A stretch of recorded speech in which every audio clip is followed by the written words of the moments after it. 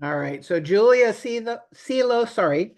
Um, I'll let you explain what you're going to show us and your process and take it away. Okay. Hi, everybody. What I paint out in the field, alla prima, using oils, and I paint the same way in the studio.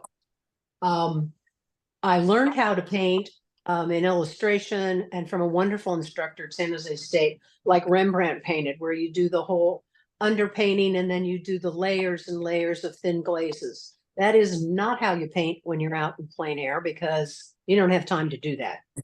So what I'm going to demonstrate is how I paint now all the time, which is pretty direct.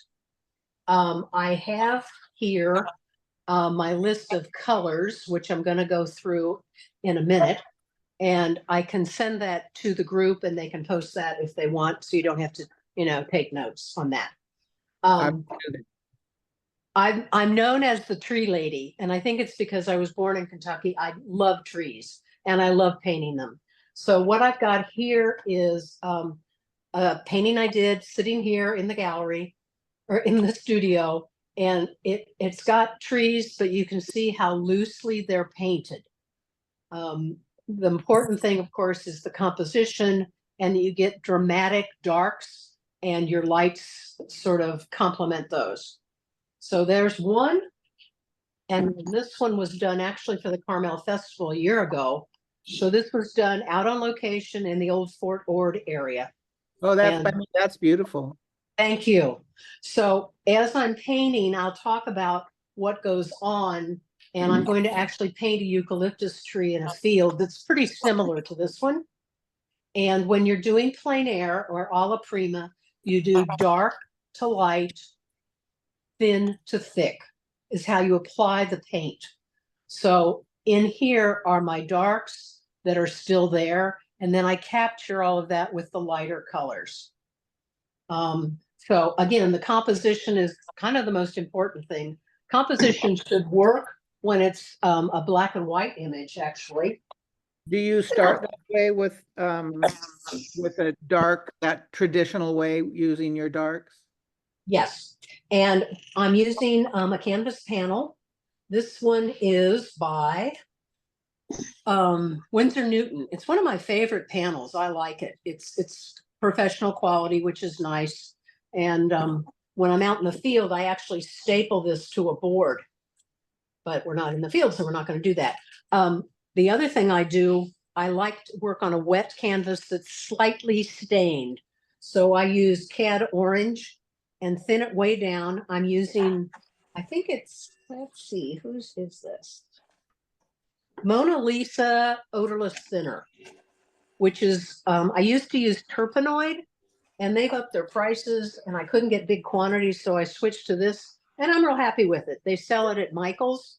Is that one of those environmentally not smelly, okay for you kind of things? Yes, it is. Can you tell I don't Although, use oils? um, and quite frankly, the smell of it has never bothered me at all anyway. But I did a trip to Italy, and when you're in Italy, you can't take paint thinner on the airplane, so you have to find it when you get there.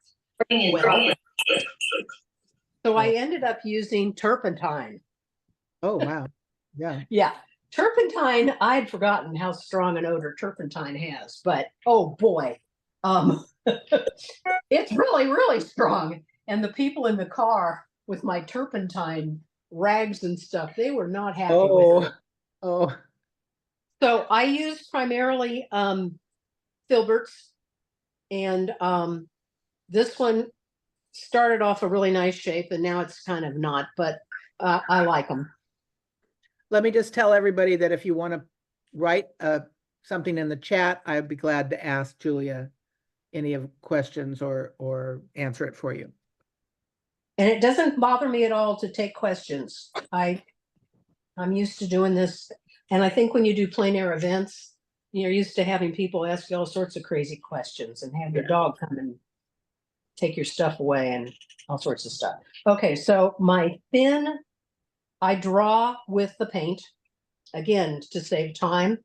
And I'm working from an image that I've actually painted before. So I've already got it formatted. I kind of know exactly where I want things to go. So I'm painting with a very thin wash of alizarin crimson and ultramarine. And so the first thing I do is I always lay in my horizon line first. That's kind of, you got to get that right. And that's one thing when you're out painting or you're doing judging of anything. And if people have got the horizon line crooked, especially the ocean, it's like very, very distracting. Okay, so that's my horizon line. My big shape is going to be over here, and it's coming clear down. That's good. Okay, across. That's where that big tree is going to be. And then I've got the fence, and I've got more trees over here. I'm going to raise this line up to make it a more interesting composition. You can't see what I'm working from, but I'm talking to myself. Okay, and then I've got these dark shadow lines coming across because it was next to a whole grove of eucalyptus trees that I remember. So all this is going to be dark down here. When you're in the field, and I know that you're talking about editing on the photograph, do you edit in the field also? Oh, yeah. Yeah. Yeah. So now I've got sort of my composition. I have to make sure that this edge up here is interesting, not just a big thing of broccoli. And then I'm going to put in my darkest darks right now. Where they go, they're over here.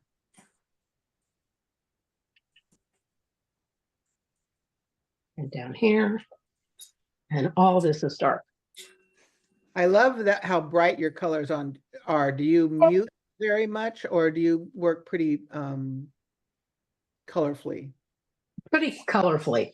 Yeah, I'm I'm as far from a tonalist as you can get. You lean toward the colorist. I like it. Well, it's more fun. Okay, so I'm just blocking in, and all of this is pretty much going to get covered up. But I'm trying to make some interesting shapes up here.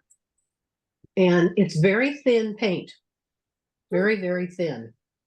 How long does it actually take to dry? Oh gosh, I don't know.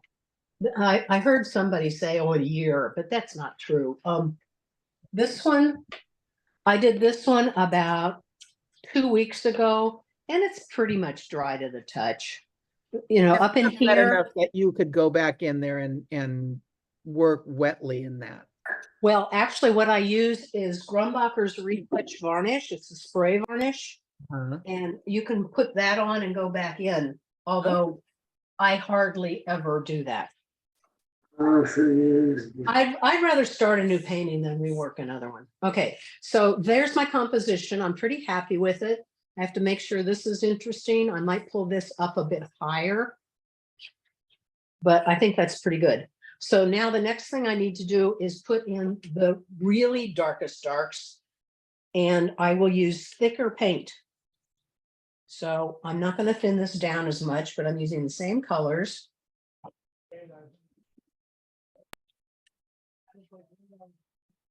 And I'm going to put a touch of orange in there because I don't want it to be quite so bluey blue.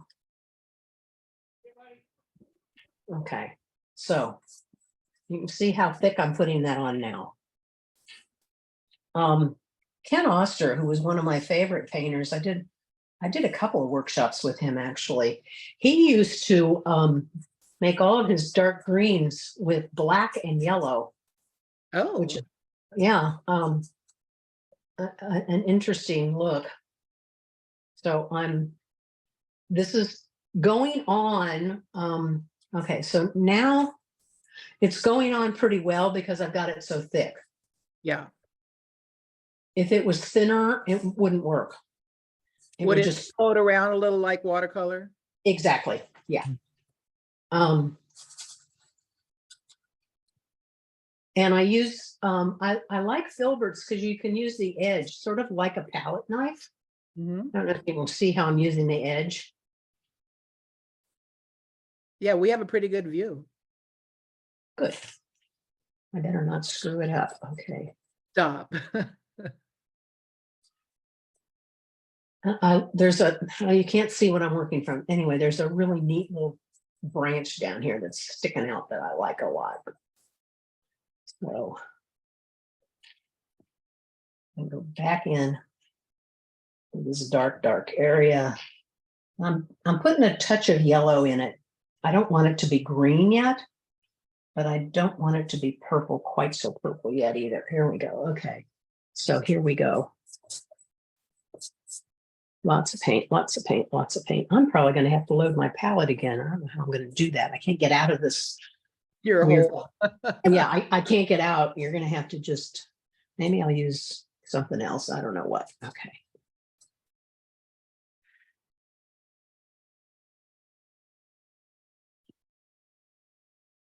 So my light source is that way. It's coming that way.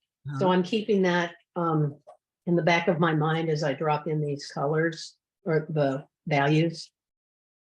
And it's a very, very strong line coming across. Very, very strong.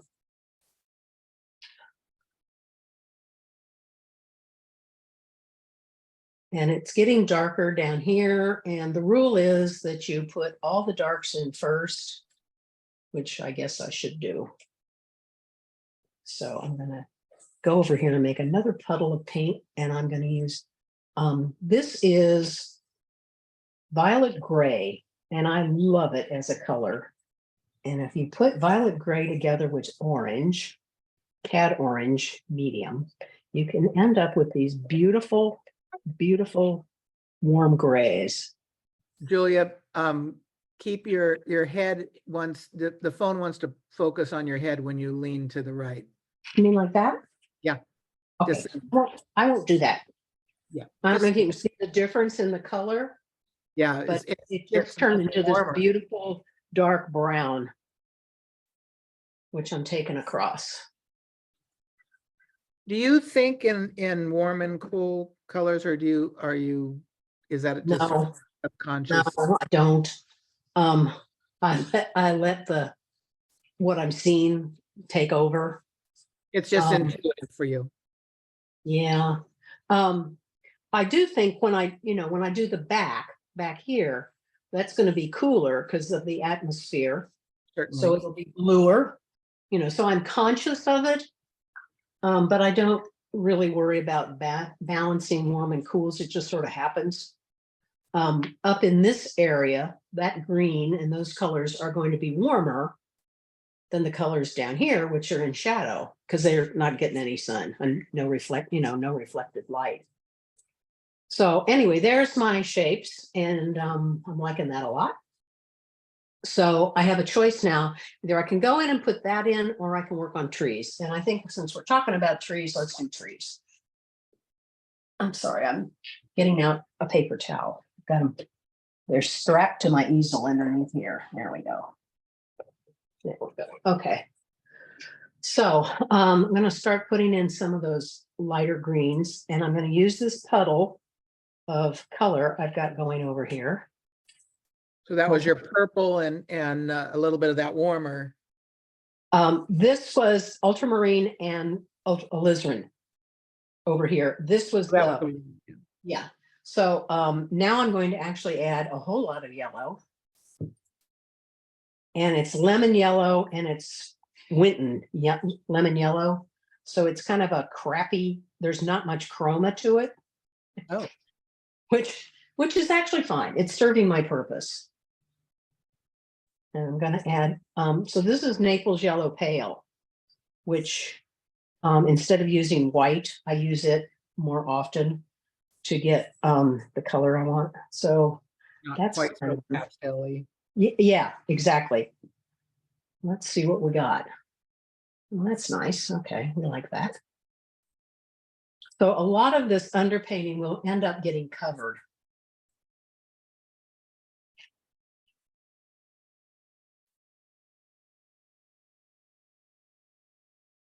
You typically mix like this, just as you need it, you don't pre-mix your colors and Right. There we go. That's a nice stroke. Yeah, talk And about strokes, will ya? well, I like to see the strokes. And what I'm doing here is I'm laying it in almost like a palette knife, like a painter would use when they're painting a wall. And that's one of the reasons I like the filberts, is you can use the edge. Gives you a nice look in compared to flats or rounds. Yeah, yeah. So because I'm mixing it right here and I'm mixing it on the canvas, this is the beauty of oil. I'm mixing it on the canvas as I paint. Like watercolor. Well, yeah, yeah, yeah. So we've got a touch of that over there. There's a touch of green up there because that light's coming from that side. And then there's some down in here. Eucalyptus have orange underneath. Uh-huh. I just switched that puddle of paint and I just ended up with orange, which I like. You can see how that just livened up that tree a little bit.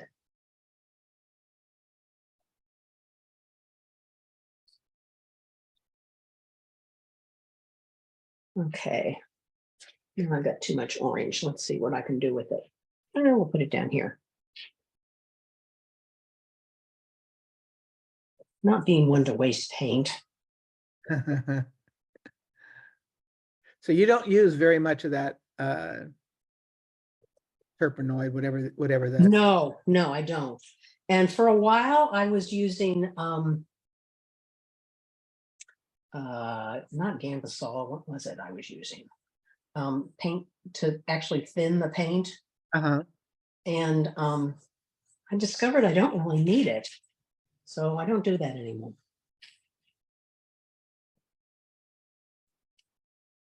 I don't have anything to do. To try and remember what I was talking about.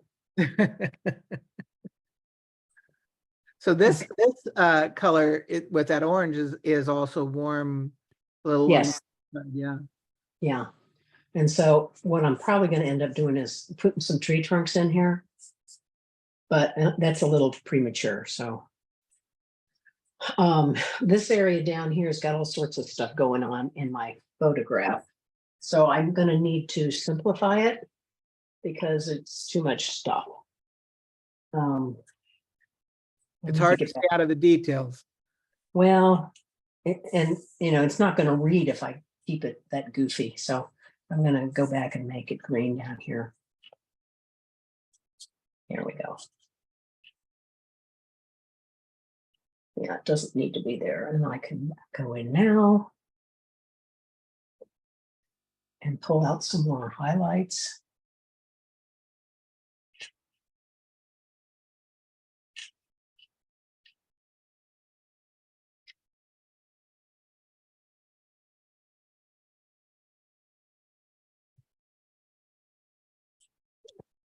Wow. Uh-oh, and again. Oh, I've got a package being delivered. And he's going to bark like crazy. He's a really good watchdog.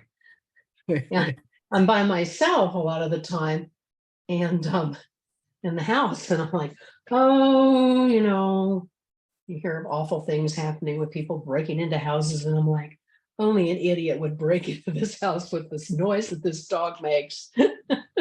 He sounds like a huge wolf when he wants to. Okay. And he's the sweetest dog in the world, but boy, does he sound nasty. Okay, so I'm going to leave that tree for right now because I like it.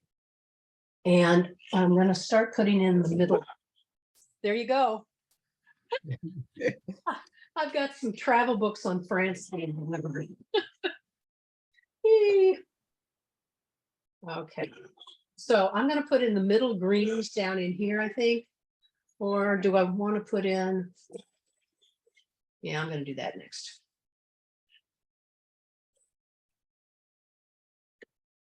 I'm not, I'm changing my mind. I'm gonna put in the trees in the back next. Following the light to dark, thin to thick thing. Dark to light, sorry. So I've got this down here. It's the right color. This is where that purple comes in real handy. So I've got this puddle of purpley blue, and we're going to turn that into kind of not really there.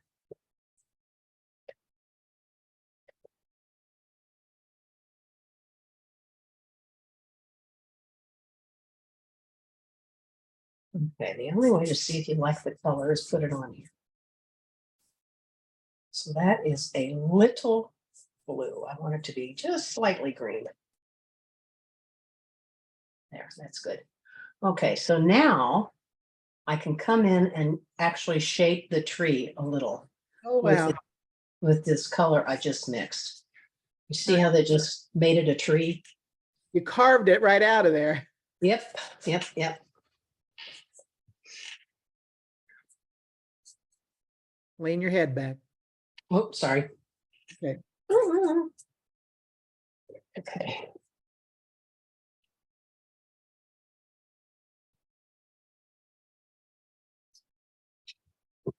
Now I've got my horizon all screwed up. Okay, we need to match it over here.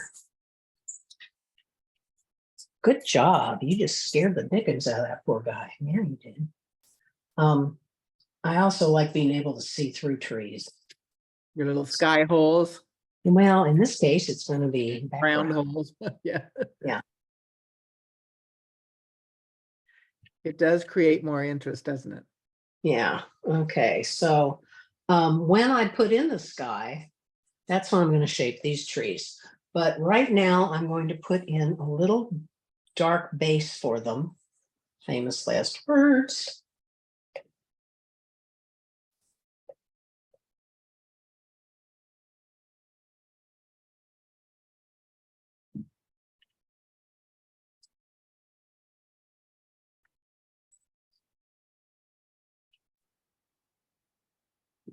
You just make it look so easy. I've been doing it a while. Well, that does help. Okay, there. That's good. Maybe we'll put in a little hole over here. Just a little. Sure. Okay, that's good. Now I'm going to put in the field. Although I really like this color, maybe we'll use this down in the front a little bit.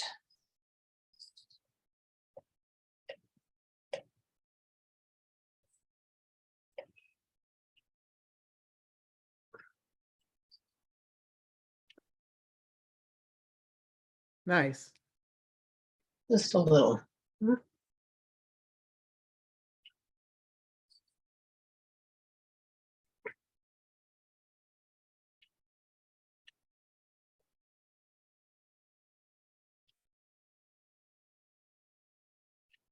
Okay.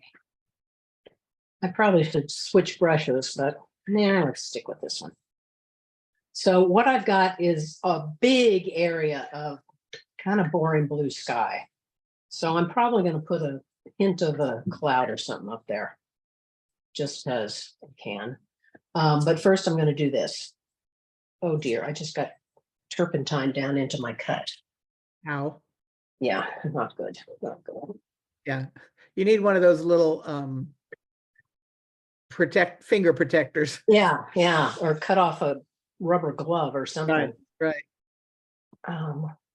Okay, I'm going to switch brushes because that doesn't let me do anything flat. There, that one's better. Okay.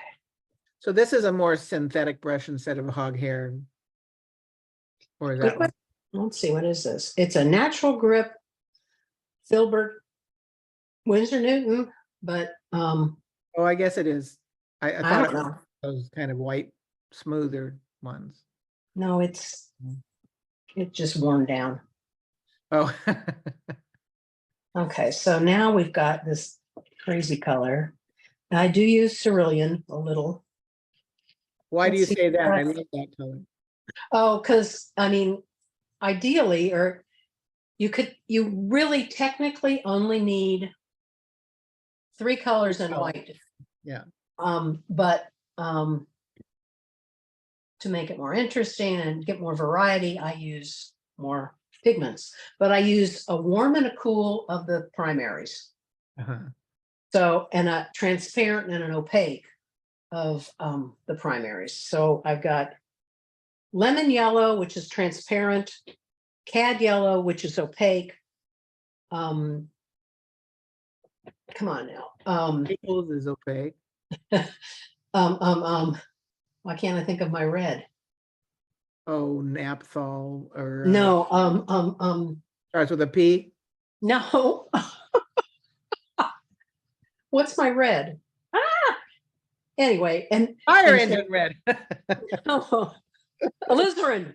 Alizarin. Alizarin crimson. There. Alizarin crimson is transparent and a cold red.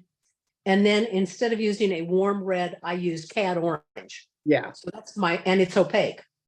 And Oh. then for my blues, ultramarine is a cold, transparent blue, and cerulean is a warm, opaque blue. Whew, there, I got it out. And no cobalt, huh? No, I'm not really that. I've used it, but not that much. It's a little strong. Okay, now we're carving in some more trees here. A little speck there. What did I do? And why is that there? Don't mind me, I'm talking to myself. So I've got all of us artists understand. what? All of us artists probably understand that. Well, I put that in because it's a row of feet of crops, Ah, and it doesn't. So everything in this field is at an angle, which is a little tricky to understand because you're not putting all the lines. yeah, exactly.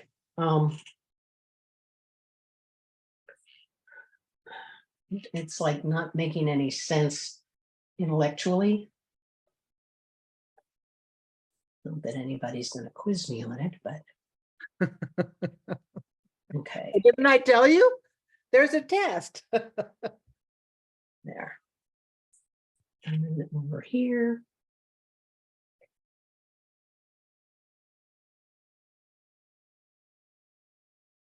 There's some buildings here that are kind of goofy. I don't know if I really want to even put them in. I don't know. Okay, so that's kind of done.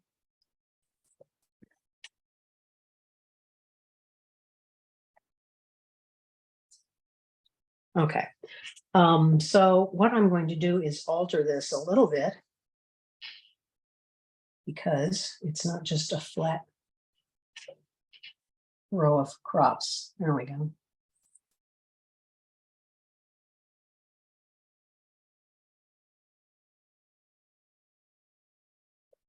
That was a little heavy-handed, but we can fix that. That's the beauty of oil paint. You can paint over it.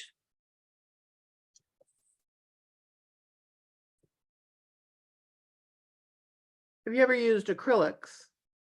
I have. I used them actually in illustration classes a lot.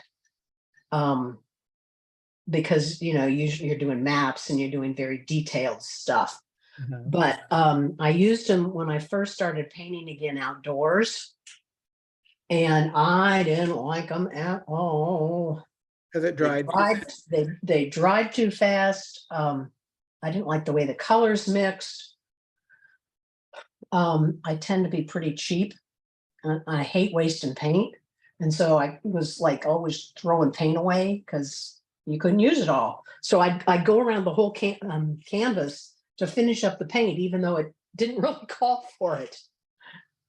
So anyway, I switched to oils and never looked back. Okay, so we're happy with that. There is a little green down in here. There we go. Just a little. So I'm kind of floating the brush across. It seems that you use the side of the brush almost predominantly when you're, Yeah. Now maybe that overpowered, but I can come back in and do that to soften it. Okay, so I think that's done. And so now I do have to deal with the sky. So it's time to clean this mess up. Sometimes what I'll do when I'm working from photographs, I know Photoshop really well because I was a graphic designer. And so I'll find some skies with the light coming from the right direction, preferably in the same location, and I'll drop it into the photograph. oh, Create a mask. So you Yeah. select the sky, like that area, and it makes a mask. And so you can drop in the sky that you really want and move it around, and then merge the two, which is pretty cool. you're very right and left brain oriented. I guess. I'm impressed. I don't My know. dad was a math teacher, Ah, and I used to do trigonometry in high school. My homework with Laugh-In on. And it was like, I don't know why everybody's had such a hard time with this. So the math part used to come easy. Computer part, not so much. Okay, so I'm going to, oh God, I've got whatever this white paint is. I don't like it. It's sticky, but I'm Oh. using permambula, I think is what it's called, and I don't like it. But we're going to put some clouds in. The brand name is, or the name of the white? The brand is, and that's all they make is white. Permambula, I think, is the name of it, and I don't like it one bit. But okay, that's going to have something going on there. I don't know if you can see how sticky this is. Yeah, yeah. It's like taffy. Don't like it. Oh. Okay, so a touch of that goes a long way. There we go.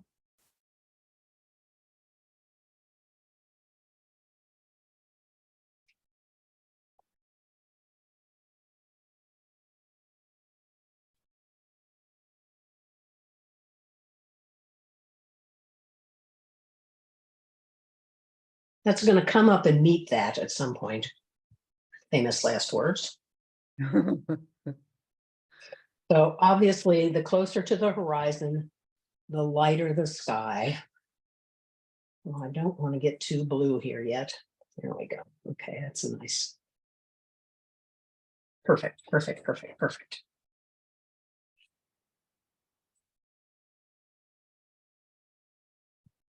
This I use to clean off the brush. So as I'm doing this, I'm lifting up paint on these trees.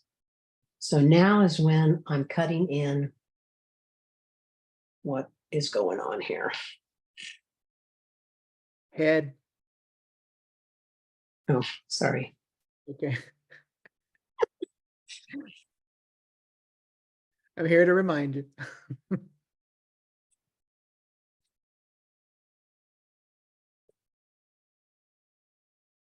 So that you're not picking up any of the green? Yeah, I am. Oh, okay. Oh, that's why the tissue. Gotcha. Yeah. Sorry, Yeah. sorry, a little slow there.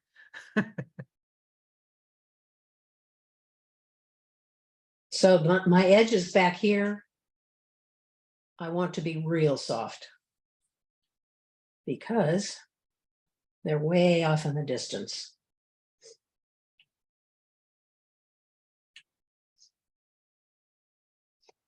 So what I'll do is I'll work the big open areas. And then as I get closer to where I might pick up the green, Mhm. I get a little bit more careful. Is that horizon or the trees in the background, is that wet enough to blend with that? with the, This right here, no, the back trees. this, Yeah. yeah, and this is real soft right now. Okay.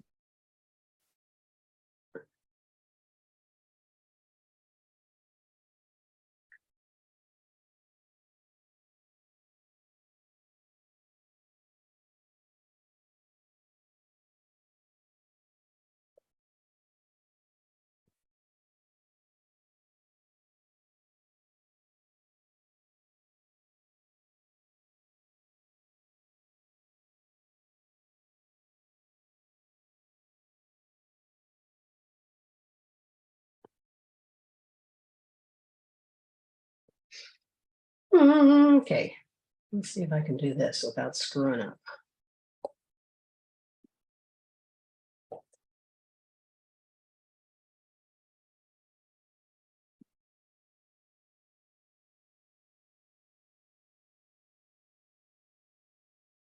So I am going to come back in with darks to clean up these edges.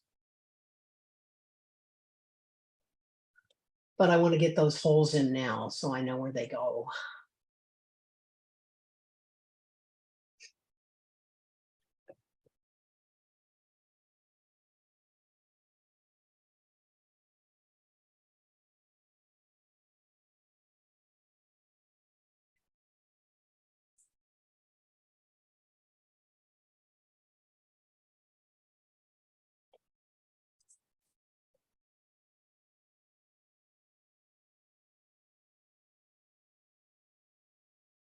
Is my head in the way? Nope, you're good. Okay. I'm just fascinated how these trees are just forming magically. Huh.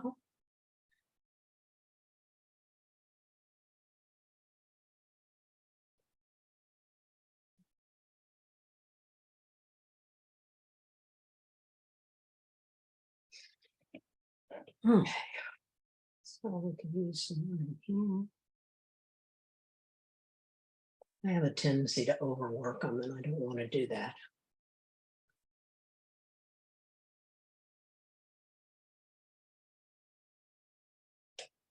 That looks pretty good, shape-wise. It's a little heavy-handed up here, so we'll put some more up here.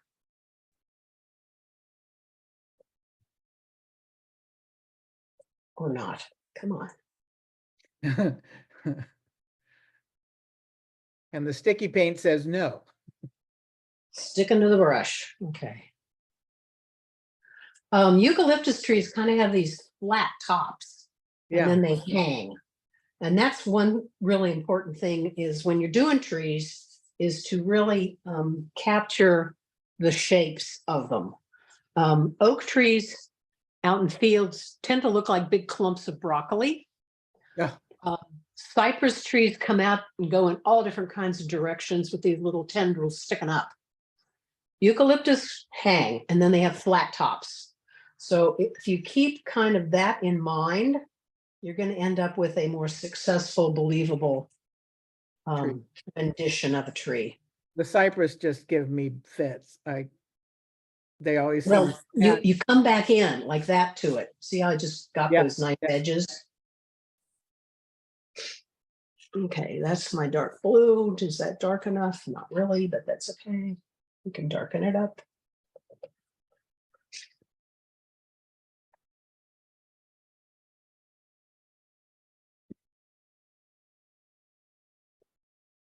And I don't have enough paint.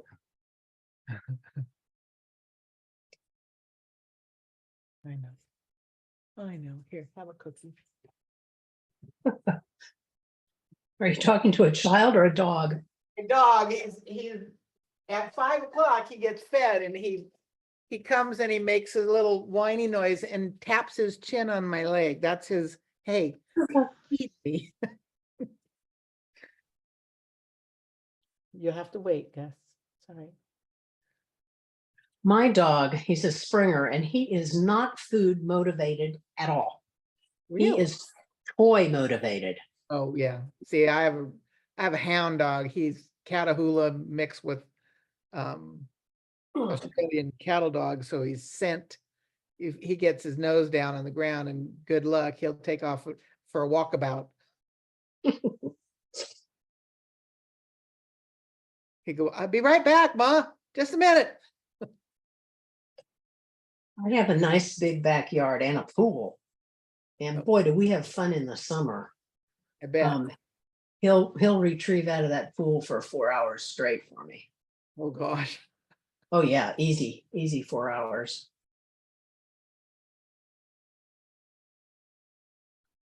I had a chocolate that did that too. Chocolate lab? Oh, That's what my daughter has. Her husband, who's never owned a dog in his life, his family never had dogs, and he's taken up hunting. oh, So it's gosh. like, oh, I've got to get a chocolate lab. So they have a 1-month-old baby and they get a chocolate lab puppy. What were they thinking? Oh, God. So they've spent a fortune having this dog in training, Oh, more for behavior, not to be a hunting dog. oh, they not Because, training them hunting? well, it was with a guy that does that, but he's I don't know. He's taken him out now once, but he thought my dog was wild. He's so wild. He's a Springer Spaniel. He's supposed to be wild. Yeah, what's the name? Springer. Yeah. And he settles down. So this is happening, but that's a funny shaping cloud, isn't it? That's odd. Okay, let me get this tree done and I'm gonna work on that shape. Here, Choo-Choo. Come here. Oh, There's a tree. There's a tree.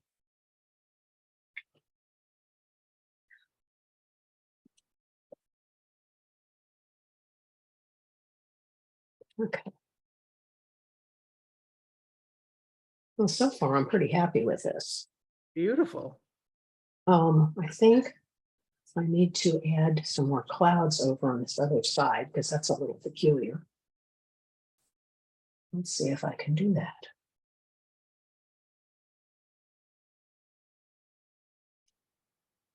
See, I've got too much blue there underneath. Hmm. I don't Yeah, know that it's on going to your work. Primed. Yeah, it's picking it up, And warm, huh? which is fine.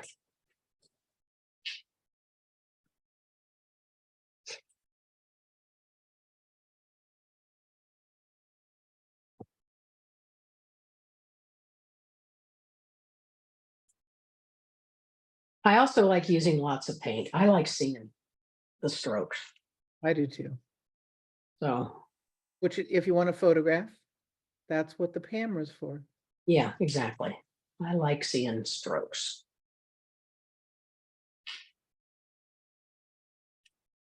It's the birthmark of the painting.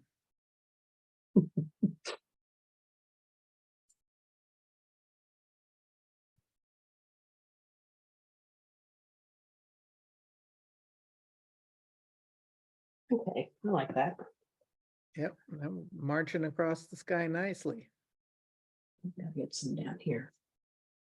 Little horizontal cloudies.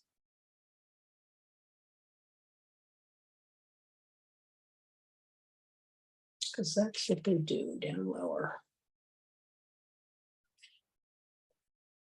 Okay, anybody have any other questions? No? Anybody wants to chime in, you can unmute yourselves and ask Julia any questions. Or if you'd rather me, you could put it in the chat. We have quite a turnout today. They're very quiet. Yeah, they're very quiet. Very quiet. I'm not in love with this green down here. Which one? This green right here. I'm gonna put in more. So I'm going to pick up some paint with this brush. Famous last words. Actually, I'm going to use a different brush. A stiffer brush to lift up some of that. Where do I find a stiffer brush? There we go.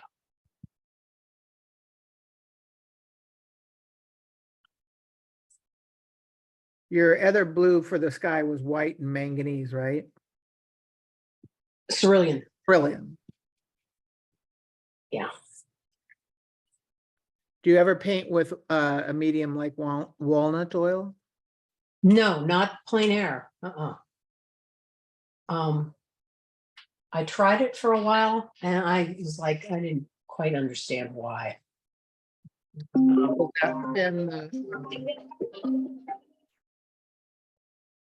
I'm still lifting up paint here. I think, okay.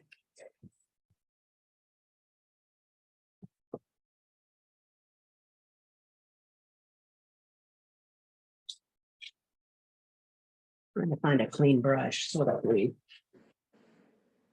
Do you ever varnish your paintings when you're finished? Yes, I do. I use Grumbacher's Retouch spray varnish. Thank you. And you can use it when your painting is still pretty wet.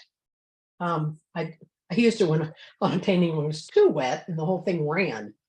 But yeah, let's try this in here. That's better.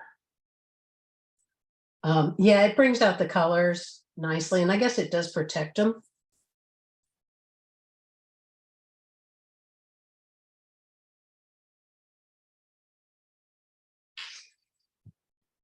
That makes more sense. Maybe we'll put in a little field out here.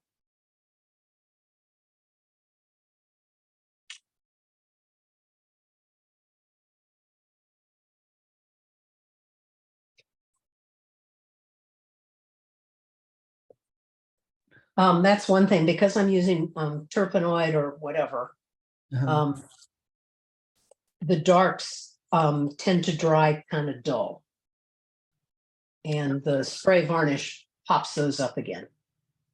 Do you, when you tint your canvas, do you also prepare it with a finished medium? No.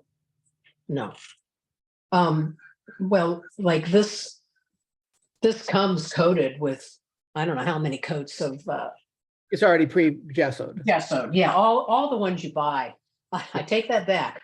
I did a demo for the Monterey group out at in San Juan Bautista at the Mission, and I don't know what I grabbed, but it wasn't primed enough. The paint just sucked into it, and I was trying to do the Mission columns. It was like impossible. It was just horrible. I had to apologize to the whole group because it was like, this is not working. It was just a disaster. Okay, so I'm trying to get some light strokes there. Yeah, the paint just sucked right in. It was horrible. Is it a glitch in their, because I bought some watercolor paper that was defective. No, this was just cheap. It was just cheap panels. I don't know where I got them. But boy, it sure made for a dreadful demo. It was embarrassing. It was just horrible. Okay. So now switch brushes. I'm going to try and put in some details in the branches, and I need a brush that actually isn't frayed at the end like that one is. A little more control. Yeah, let's see if I've got something that's got a decent point on it. I keep buying brushes. I keep like not having a brush with me. What's that one? Oh, that one good? Maybe.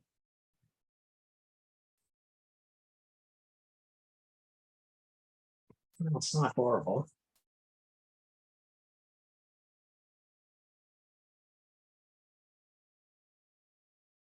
Not horrible.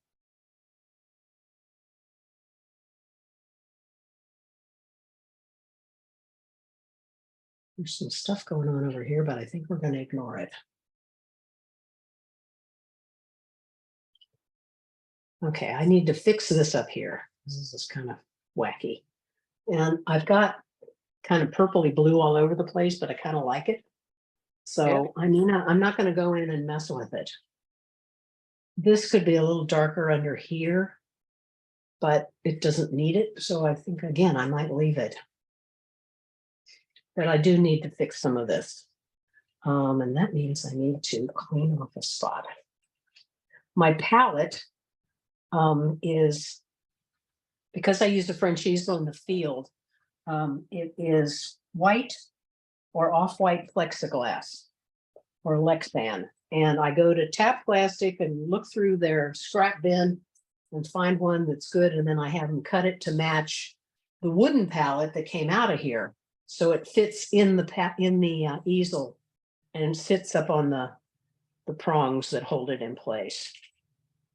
But I use a bungee cord to hold it in place.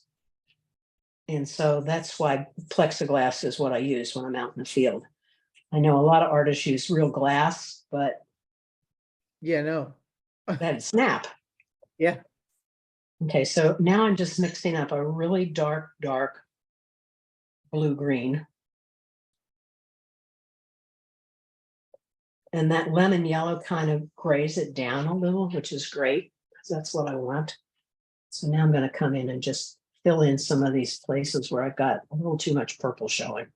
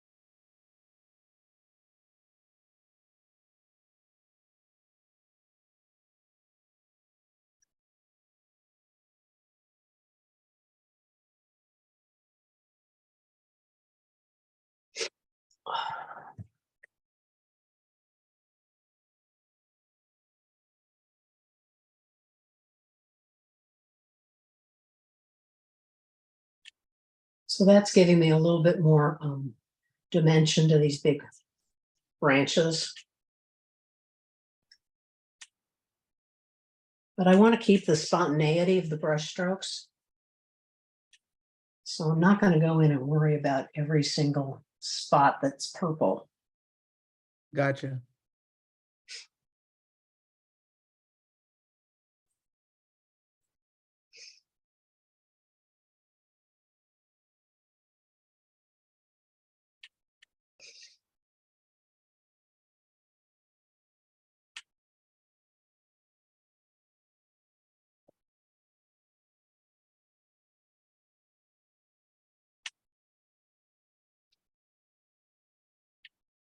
So I am picking up some of the sky color, which is fine.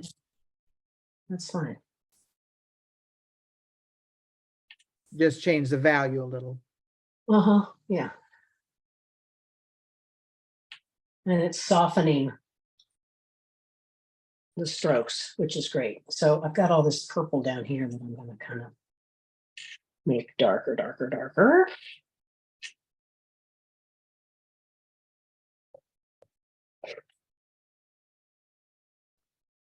I don't want to lose that really deep value though. Of the purple. Yeah. Because that's what's making it work. And this is a little more than a glaze then? Oh, it's not a glaze at all. It's opaque. Oh, Very, okay. very opaque. No, I'm actually painting over.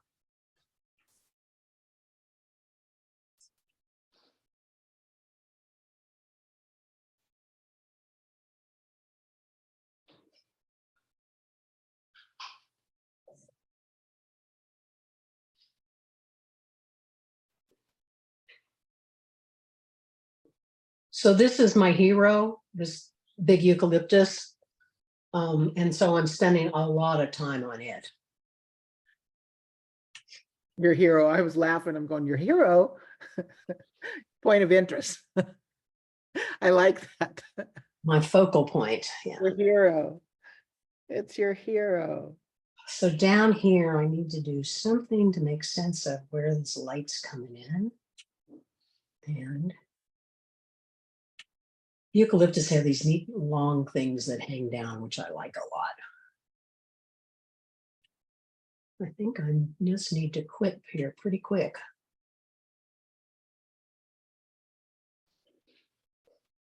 I am amazed how fast, that, I mean, this has been less than an hour. So obviously you painted outside very quickly before. Yeah, okay, so one of the things that you do is I've got 1, 2, 3 in a row, 1, 2, 3, 4, 5 in a row.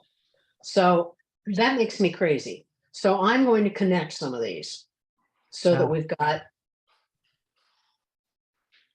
there a different shape. There, that's better. We like that better. I don't know what's All soldiers in a row.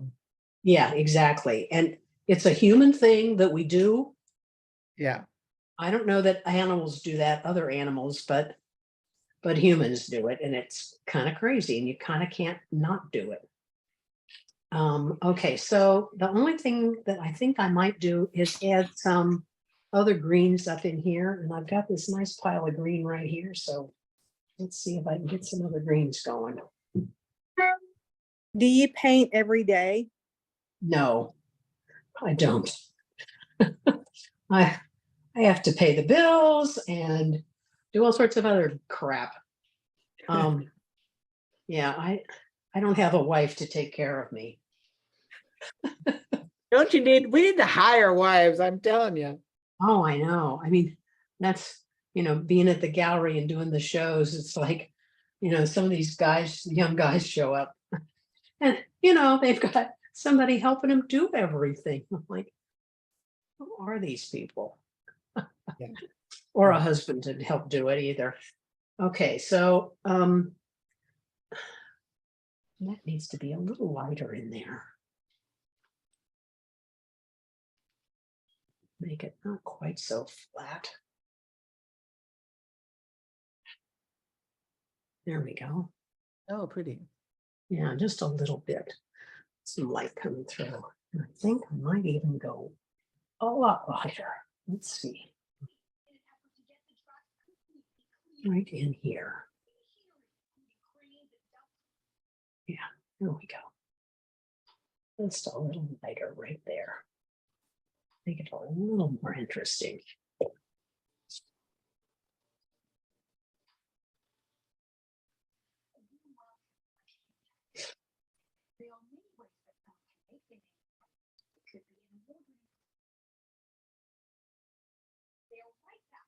I think I'm pretty much done here. It's just beautiful. Now I know I'm gonna go try that, and then I'm gonna be cursing you later because it looked so easy. I think we're done. I'm not in love with this stroke right here. Let's put some orange in there and see what we can do with it. It's a little too harsh. And when eucalyptus drop leaves, it always leaves kind of an orange. Because the underside of the leaves are orange. So let's put a little orange in there. Just a little, not a little orange over here, just so we don't have it in one spot.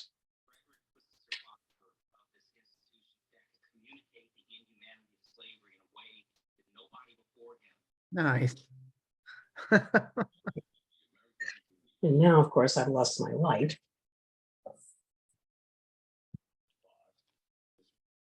Thank you. There.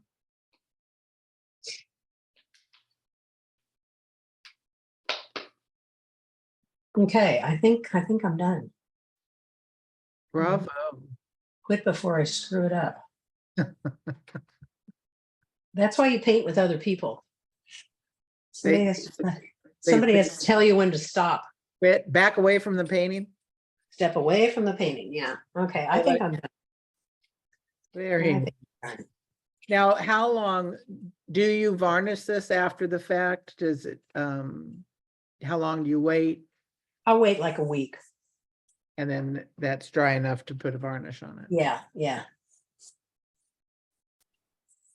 So I do have some weird things going on here.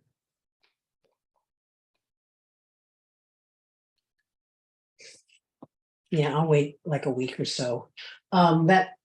The barn painting that I showed you, that one I had just varnished like 2 days ago, and I painted it about a week ago. Oh, okay, so is there any reason that you have to wait a certain amount of time? Will it, Oh, it'll bleed, it'll make your Uh-huh. colors run. gotcha. Yeah. And you don't want that. No, not after all that. I'm going to stop before I screw this up. Um, oh, see what I just did? That's not where it's supposed to be. There, gone. Whatever that was is gone now, so that's good. Does anybody want to ask any follow-up questions before I stop the recording?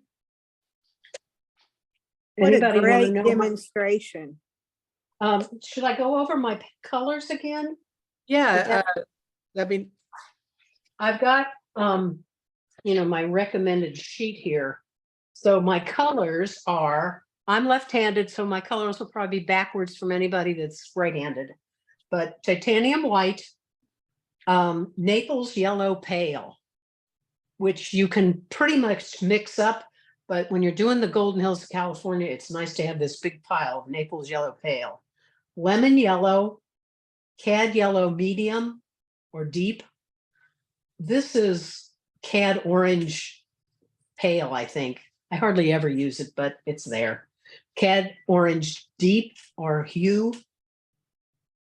This is Scarlet Lake, which again, I was doing some flowers or a barn roof. That's why that's there. Alizarin crimson. And this is, that lavender. yeah. Gray, purple gray, I think it's called, or it's not dioxide purple, but I love it. And it's made by Dowler Rowley, Uh-huh. and I love it. And then ultramarine. And with ultramarine, I made the mistake of getting Winsor Newton's Winton.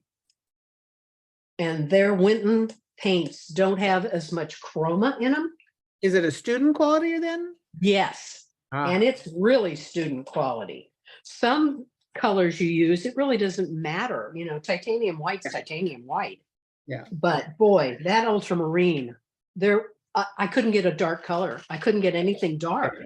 Yeah. Because I'd go to mix it with something and it just was like nothing. So yeah, I actually like Utrix paints. I think Utrix is great. They're, artist quality, and I buy the huge big tubes of it because when I'm out in the field, I use a lot. Yeah. That's the other thing. I was so skimpy with paint when I was using acrylics because it dries up. Well, Yeah. I squeeze a big glob onto my palette, and it does form a crust or a skin over the top. But you just peel that back, and you've got paint under there you can use. For how long? Oh gosh, some of this has been on here. This has been on here for 2 weeks. Oh, And I just peeled it back and it's fine. You can put it in the freezer or the refrigerator, I guess, or put it under water. And I've never found that I needed to do that. do you cover it with plastic? Nope. Mm-mm. Oh, no. Okay. I just peel it back. And, if you're painting every 2 or 3rd day, then it's fine. You don't have to worry about it. And this is black. And this black is not lamp black. It is chromatic black from Gamblin. And it's actually made with, let me see if I, You got that honey one? no, it's made with, come on, Julia, you can do this. Alizarin crimson, and it's a green. Oh, Phthalocyanide green. So it's the opposites. Yeah. And it, I'll show you what it looks like. It's black. but you can turn it real quick. Yeah. It's not dead. Yeah, yeah. So, if I put a little orange in it, You know, it doesn't kill the paint. Yeah. It's really nice. I don't use it that often because I don't need to, because I get my darks from other colors. Yeah. But if I do need, you know, a really, really dark. Take the brush out of her hand. Come on. Okay. Stop. Stop. I like seeing brush strokes, but I don't like seeing globs of paint. So I've got a couple little spots here that are kind of peculiar. Okay. Any other questions? Nope. No, if not. Nope. Well, I thank you very much for doing this for us. I personally found this quite enlightening. Oh, good. I Well, love- as far as I'm going to be doing a trip to France. I'm finally going to go to France to Oh. paint. And I've been to Paris a bunch of times, but I've never been able to paint there. So I'm planning a trip in the end of July when the Olympics are going, Oh, down to Provence. And I'm going to go to Arles and, you know, see where Van Gogh painted. But I'm trying to figure out what to take with me. Because I know I don't want to try and take oils. And I'm going to be traveling with other people, and I don't know what I want to do as far as what paint. I might try taking gouache. I was just gonna say, have you tried gouache? Well, and I've used gouache when, in illustration classes, you do everything with gouache, when you're doing math and animals and all that. But I haven't really used it out in the field, so I might try that a couple of times first to see if I like working with that. So anyway, and well, my sister passed away the 1st of December, and she was an artist for General Motors.